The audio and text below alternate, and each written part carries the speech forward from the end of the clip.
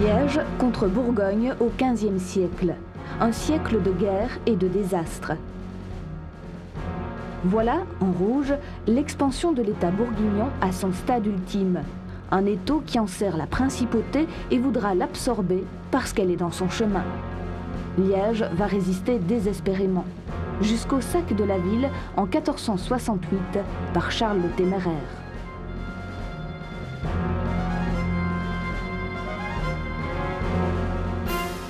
Voici le bourreau de Liège, Charles, dit le Téméraire, qui détruira la cité méthodiquement, systématiquement, implacablement en octobre 1468, au terme d'un long conflit inégal, déchirant.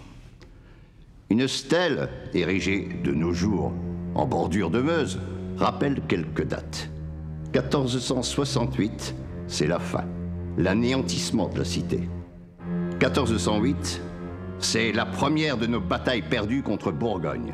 C'est le premier de nos désastres. C'est Othée.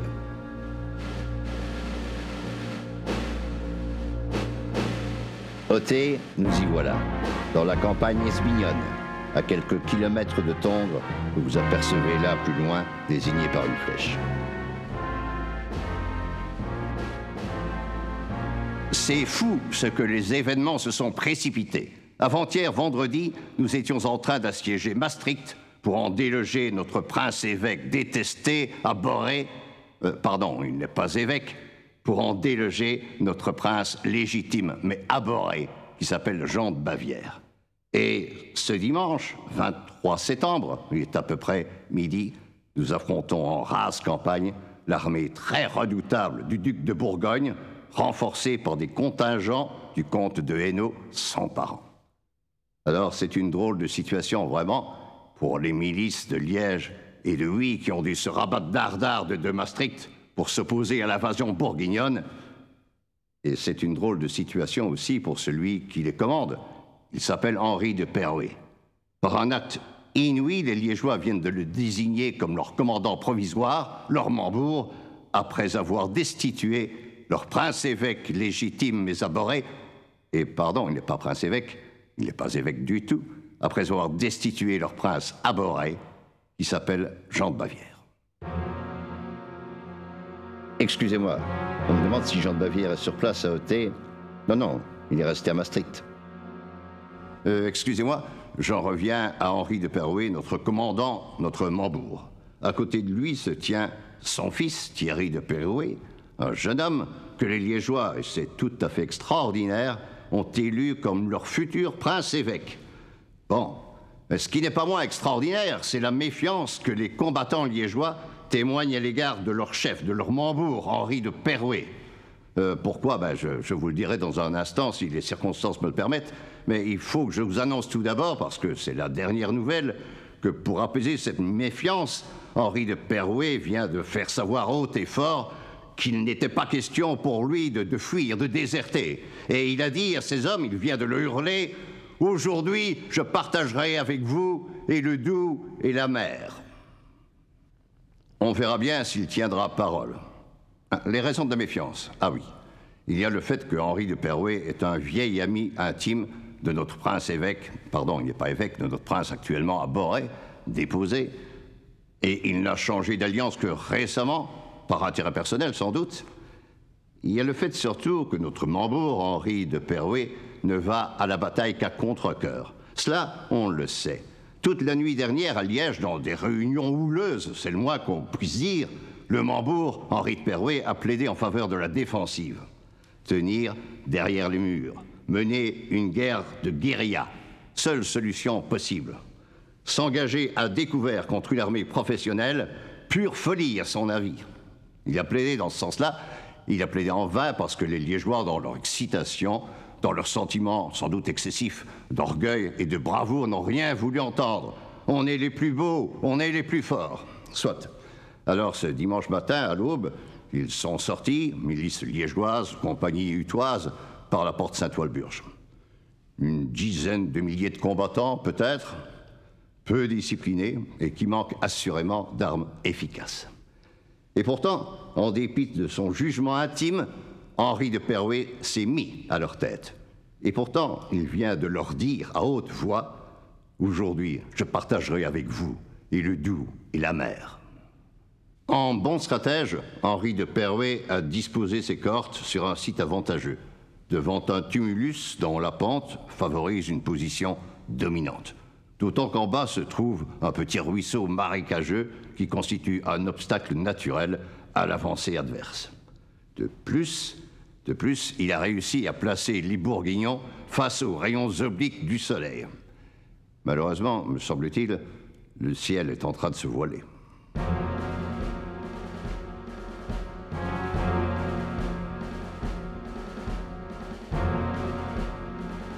Voyez, le tumulus arboré se trouve à l'arrière-plan. Sur la pente que vous apercevez, le Mambourg a disposé ses troupes en formation d'attente, en bataillon carré qui fait bloc. Les Bourguignons, qui s'attendaient plutôt à un assaut furieux, changent de tactique, dirait-on. 13 heures, ils progressent lentement sur le sol détrempé. La canonnade des Liégeois ne les gêne pas beaucoup. Corps à corps maintenant, résistance héroïque des Liégeois. Et même, ils chargent, ils contre-attaquent avec leurs longues piques. Oui, ils enfoncent les premiers rangs bourguignons. Indécision totale en ce moment. Mais voilà que la cavalerie bourguignonne se montre. Et d'abord, elle paraît fuir. Les Liégeois exultent. Et trouillard, ils décampent. On a gagné, on a gagné. Le Mambourg hurle que non, que cette cavalerie va se rabattre sur leur arrière. Ils donnent des ordres pour tenter d'empêcher l'encerclement inévitable.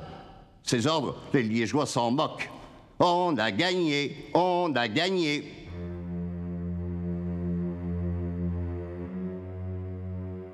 Henri de Perrouet a tenu parole. Il gît en tout honneur sur le champ du désastre. Et à côté de lui, son fils Thierry, notre futur prince-évêque présumé. Les deux cadavres se tiennent par la main. Deux morts parmi 5000 autres, 5000 au moins, car la moitié de l'armée liégeoise a été détruite. L'affaire aura duré moins de 2 heures. Prise à revers, l'armée liégeoise a été encerclée, broyée. Et la plupart d'entre eux, par effet de compression, se sont étouffés les uns les autres.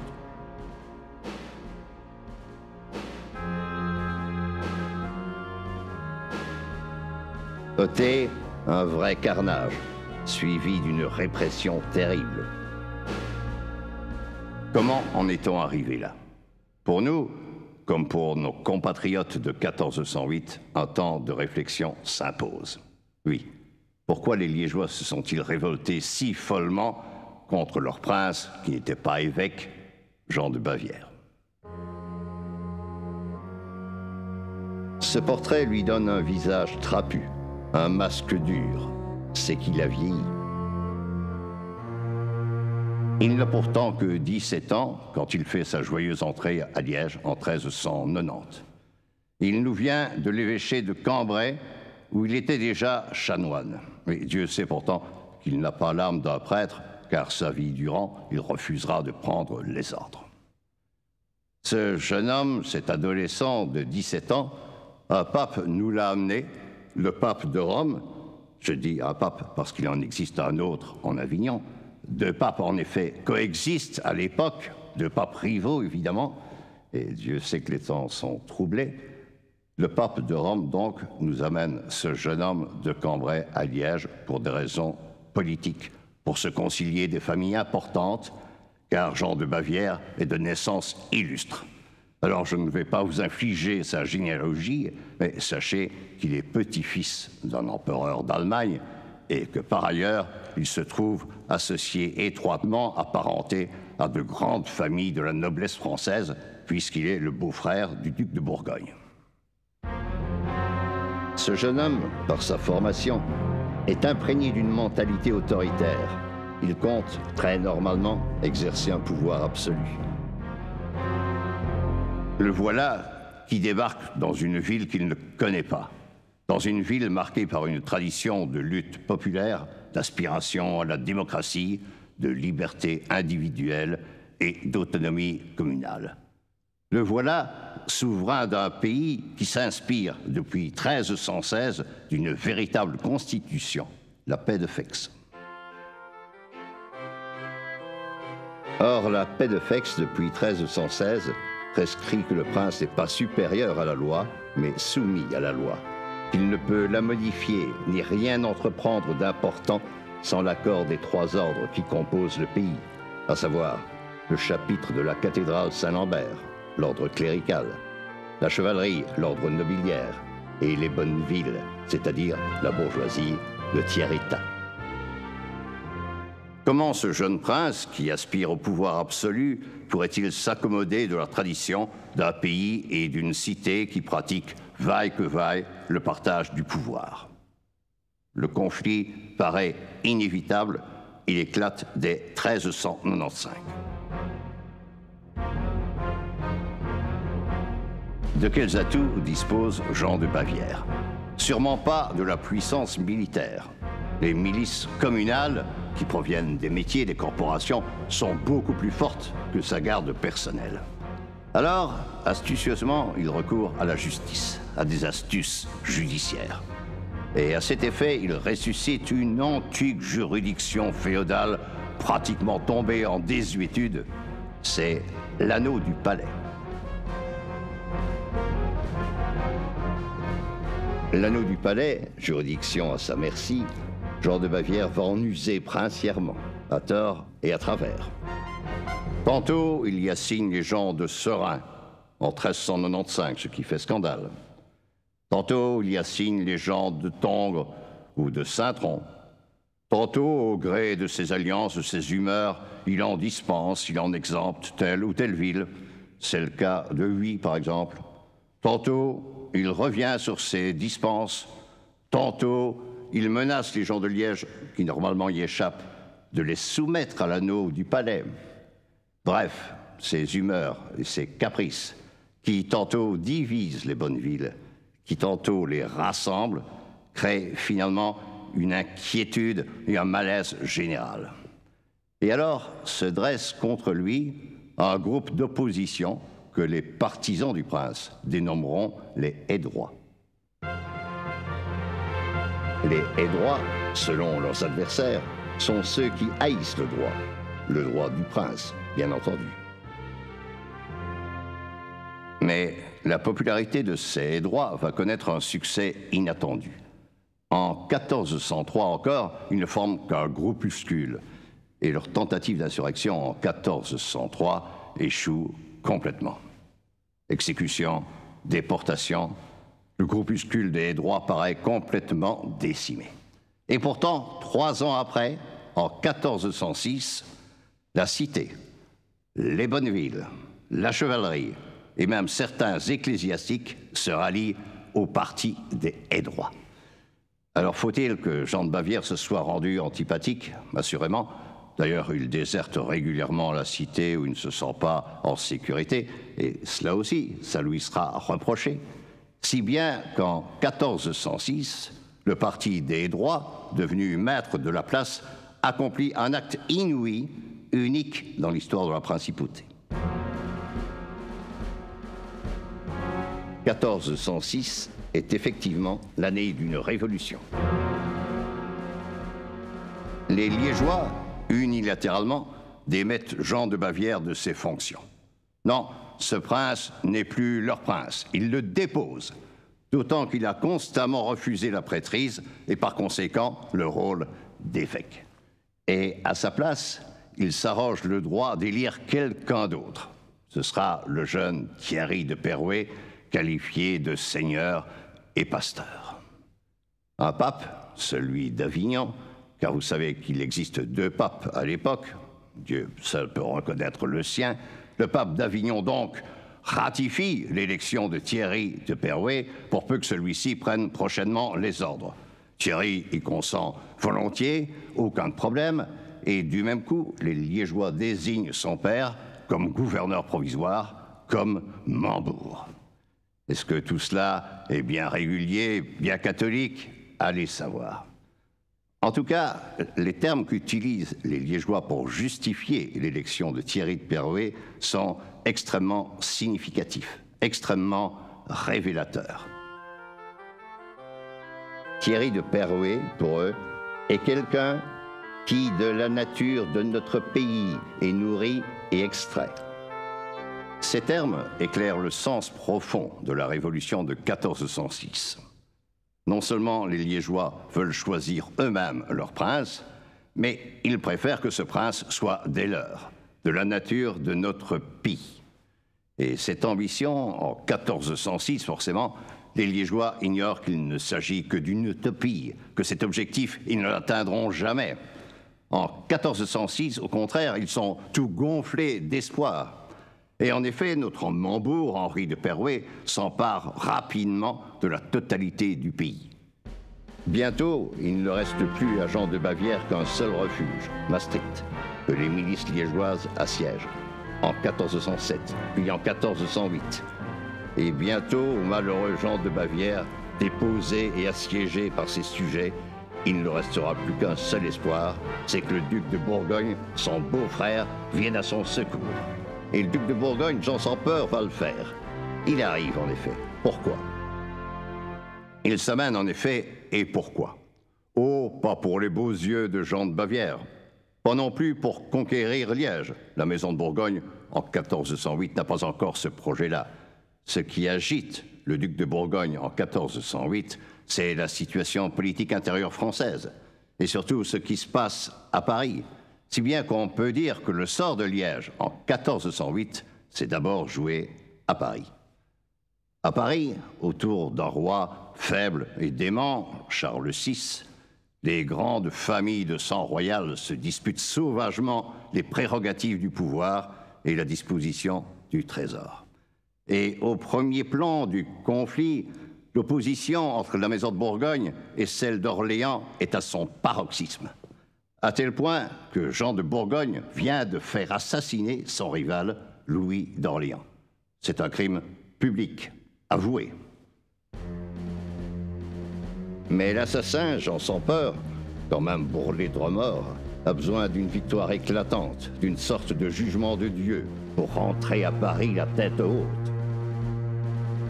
Cette victoire, cette réhabilitation, il vient la chercher contre les Liégeois en révolte.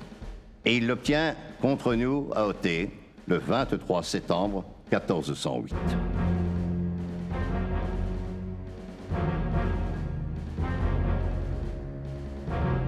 Le désastre d'Othée met fin à l'insurrection liégeoise. Enterrée, une fois pour toutes, la révolution de 1406, où les Liégeois exprimaient leur volonté de désigner eux-mêmes leur prince. Ceux qu'ils avaient eu l'audace de choisir, Thierry de Péroé, son père Henri le Mambourg, gisent dans la boue, main dans la main. Parmi 5000 cadavres à tout le moins, 8000 peut-être, le parti des droits est complètement anéanti. Et Jean de Bourgogne peut rentrer à Paris la tête haute. Il a vaillamment combattu sur le terrain. Il a justifié de son surnom de Jean sans peur. Absent de la bataille d'Othée, mais rétabli dans ses droits, notre prince Jean de Bavière ne rentrera à Liège que 2 semaines après. Et la cruauté de sa répression lui vaudra le surnom de Jean sans pitié. Car sa répression est impitoyable. Les opposants sont traqués à travers tout le pays. Exécutions, décapitations, à travers tout le pays et même en dehors. Du haut du pont des Arches à Liège, quantité de gens sont précipités dans la Meuse, y compris des ecclésiastiques et des femmes. De plus, la principauté est frappée d'une amende formidable, de 120 000 écus, et toutes les bonnes villes doivent remettre aux vainqueurs, le Bourguignon bien sûr, les chartes qui garantissaient leur liberté et leur franchise. On en comptera 584. Et toute forme d'autonomie communale, bien sûr, est abolie, provisoirement du moins. Quelques années plus tard, se souvenant que Liège est quand même terre d'empire, l'empereur d'Allemagne condamnera ces mesures. Cette terre illustre, autrefois fertile jardin de l'Empire et boulevard de l'Allemagne, gémit de se voir réduite à la condition de servitude. Une multitude de ses enfants étaient exterminés par celui qui devait être pour elle un père et qui s'est fait son ennemi. Les survivants, sous la terreur de la mort, ont été contraints de se soumettre contre tout droit à l'autorité tyrannique du comte de Hainaut et du duc de Bourgogne. Cette condamnation éloquente, prononcée par l'empereur Sigismond, vient assez tard, 8 ans après la bataille de Tyr. Et cette condamnation gronde Jean de Bavière bien plus qu'elle ne le menace, car l'empereur d'Allemagne n'a pas de pouvoir ni de moyens de sanction. Son titre glorieux est moins réel qu'honorifique. Rongée par la féodalité davantage que la France, l'Allemagne n'a plus de réalité, n'a plus d'existence politique. Elle l'a perdue. Si bien que Jean de Bavière peut prendre les admonestations d'empereur assez à la légère. Par contre, au fil du temps, il a dû desserrer son empreinte. Un pouvoir reconquis par des armées étrangères ne peut se conserver sans quelques concessions. Et comme ça, au fil des années, il a, dans une certaine mesure, rétabli l'existence des métiers, des corporations, la fonction des bourgmestres. Et puis, tout à coup, il s'en va. En 1418, 10 ans après Othée, il s'en va tout simplement vers de nouvelles aventures. Et n'ayant jamais accepté la prêtrise, il s'en va vers un brillant mariage avec la duchesse de Luxembourg, Élisabeth de Görlitz. Finalement, Liège n'aura été pour lui qu'une étape dans sa carrière. Et pourtant, il nous a laissé quelques traces. Il nous laisse un embellissement fastueux de la cathédrale, la grande tour qu'il a fait construire.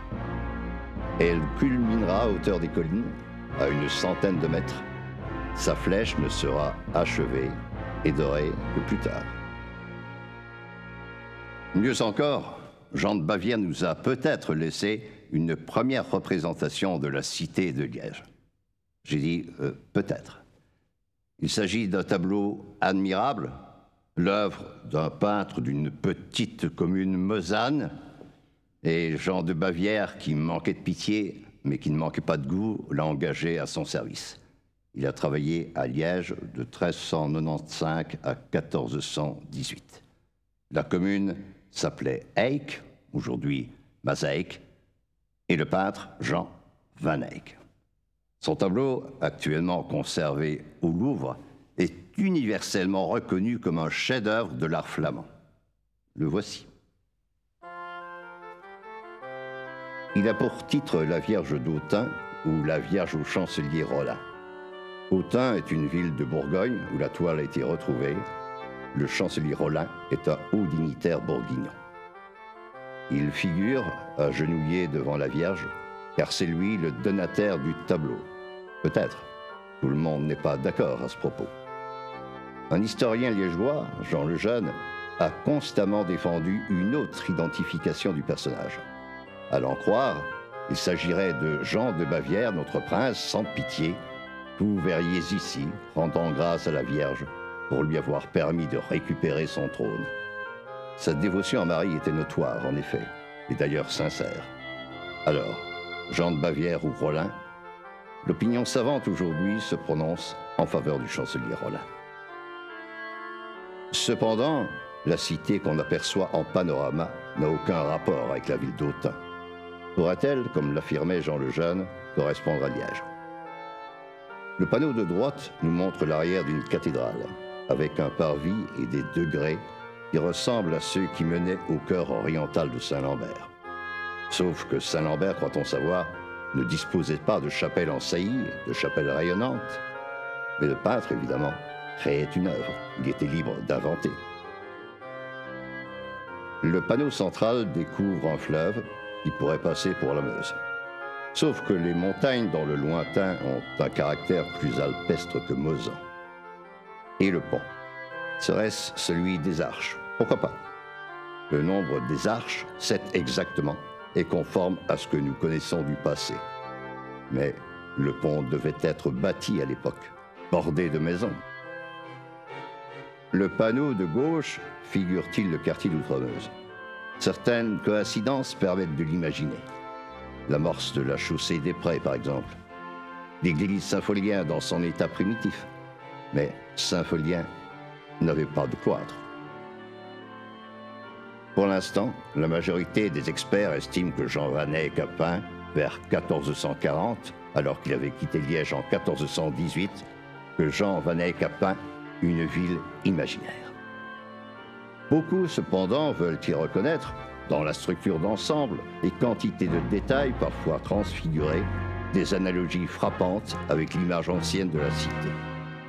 Je comprends leurs appréciations, le sentiment de familiarité qu'ils éprouvent, mais je ne peux jurer de rien. À quoi bon d'ailleurs vous influencer?